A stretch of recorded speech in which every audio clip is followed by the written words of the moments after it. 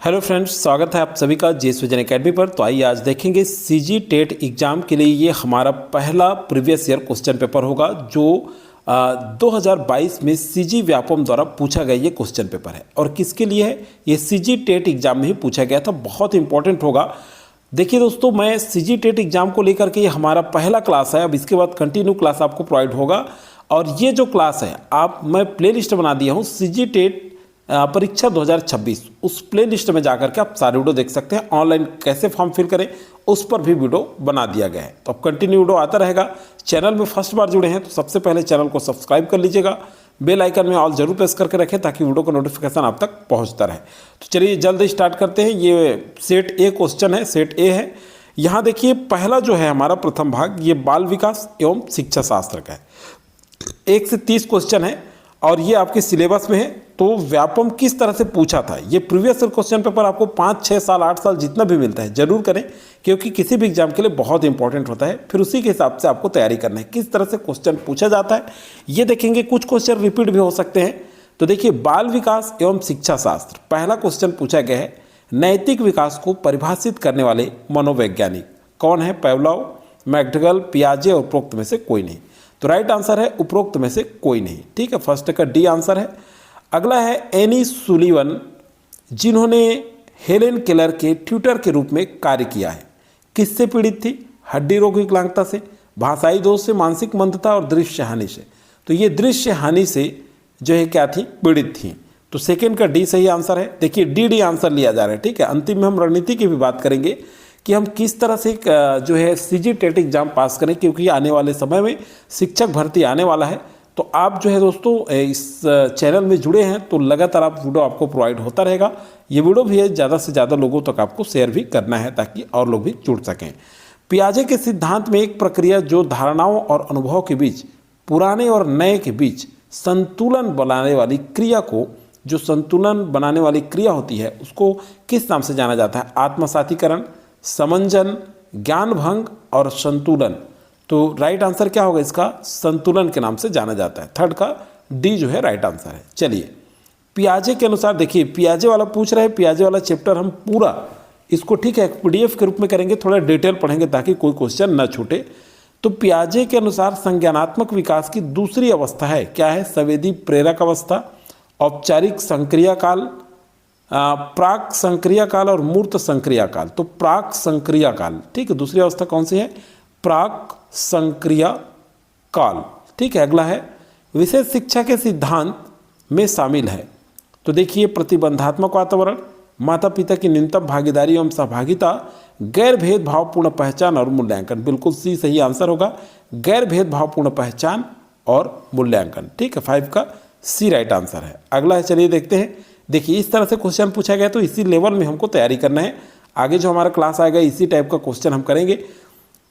2 से 8 वर्ष की आयु के बच्चों के लिए विकास के पैटर्न में मोटर, सामाजिक, भावनात्मक और सहयोगात्मक के साथ शामिल है। तो देखिए क्या शामिल है जी? यहाँ देखिए, अनुकूल क्षमता और कौशल, संप्रेषण क्षमता या कौशल, भाषाई क्षमता या कौशल। बिल्कुल सही, 6 का सी जो है राइट आंसर होगा, भाषाई क्षमता या कौशल। अगला है शिक्षा का अधिकार 2009 के अनुसार विशेष आवश्यकता वाले बच्चों को पढ़ाना चाहिए। तो इनको अब देखिए, व्यावसायिक प्रशिक्षण केंद्र में जो उन्हें जीवन में कौशल के लिए तैयार करें, नहीं। आवश्यक सहायता प्रदान करते हुए घर और उनके माता पिता और देखभाल करने वालों के साथ, ये भी नहीं। उनकी व्यक्तिगत आवश्यकताओं को पूरा करने के प्रावधानों के साथ समावेशी शिक्षा व्यवस्था में। तो 7 का भी सही आंसर सी हो जाएगा। ठीक है। अगला है देखिए, किस प्रकार का मूल्यांकन विशेष आवश्यकता वाले बच्चों की पहचान करता है? ठीक है, तो कौन सा? प्लेसमेंट, योगात्मक, निरंतर और डायग्नोस्टिक। तो सही आंसर है डायग्नोस्टिक। ठीक है, 8 का डी राइट आंसर है। चलिए अगला देखते हैं। निम्नलिखित में से किसने अधिगम का सिद्धांत प्रतिपादित नहीं किया? ठीक है, किसने नहीं किया इतने नामों में? तो थार्नडाइक, स्किनर और कोहलर, ये तीनों जो है अधिगम के सिद्धांत प्रतिपादित किए हैं। B.S. ब्लूम ये नहीं किए हैं। ठीक है, और क्वेश्चन पूछा गया है नहीं किया है, तो ध्यान से पढ़िएगा। कभी कभी हड़बड़ी में, जल्दी में ये नहीं किया, किया है जैसे दिख जाता है। तो इसलिए ये क्वेश्चन पेपर आप सॉल्व करेंगे तो आपको बहुत सारी गलतियां कम होने के चांसेस हो जाता है। ठीक है, इसलिए प्रीवियस क्वेश्चन बहुत इंपॉर्टेंट है। ठीक है, एक प्रैक्टिस सेट के रूप में, एक मॉडल पेपर के रूप में, और हर तरह से कहें तो बहुत इंपॉर्टेंट है ये। चलिए, मोटर विकास में व्यक्तिगत विभिन्नताएं होती हैं, फिर भी मोटर विकास का क्रम खाली स्थान से खाली स्थान होता है। ठीक है, 10 नंबर, तो संपिपस्थ और शीर्षपुच्छक नहीं, सकल मोटर विकास और ठीक मोटर विकास। ठीक है, बी जो है राइट आंसर होगा 10 का। 11, चलिए, एक कार्य के दौरान मनीषा स्वयं से इस बारे में बात कर रही है कि वह किस प्रकार कार्य को आगे बढ़ा सकती है, और भाषा विचार पर लेओ वाइगोस्की के अनुसार इस प्रकार का निजी भाषण का विकास संकेत है। ठीक है, 11 नंबर, तो इसका सही आंसर क्या हो जाएगी? स्वनियमन। ठीक है, अगला है विशेष कठिनाइयों, मानसिक स्वास्थ्य के मुद्दों, विशिष्ट अक्षमताओं वाले विद्यार्थियों की शिक्षा पद्धति और अभ्यास का वर्णन करने के लिए सामान्यतः किस शब्द का प्रयोग किया जाता है? अब बताइए, तो ये एकीकृत शिक्षा नहीं, विकलांगों की शिक्षा नहीं, समावेशी शिक्षा नहीं, विशेष शिक्षा की बात करता है। ठीक है, तो 12 का सही आंसर हो जाएगा डी। ओके, क्लियर है। चलिए आगे चलते हैं। यह कहा जाता है कि विकास एक कभी ना समाप्त होने वाली प्रक्रिया है। ठीक है, इसे निम्नलिखित में से किसके द्वारा परिभाषित करती है? 30 नंबर, तो यह अंतःक्रिया का सिद्धांत नहीं, ये निरंतरता के सिद्धांत को क्या करती है? परिभाषित करती है। क्या विकास एक कभी ना समाप्त होने वाली प्रक्रिया है, ये निरंतरता का सिद्धांत है। स्पष्ट सेंटेंस से ही क्लियर है। चलिए, व्यक्तित्व को मापने की विधि थीमेटिक अपरसेप्शन। अब देखिए, टेस्ट TAT है, क्या है? तो देखिए, व्यक्तिनिष्ठ तकनीकी, वस्तुनिष्ठ, प्रक्षेपण तकनीकी है। ये क्या है? प्रक्षेपण तकनीकी। 14 का C।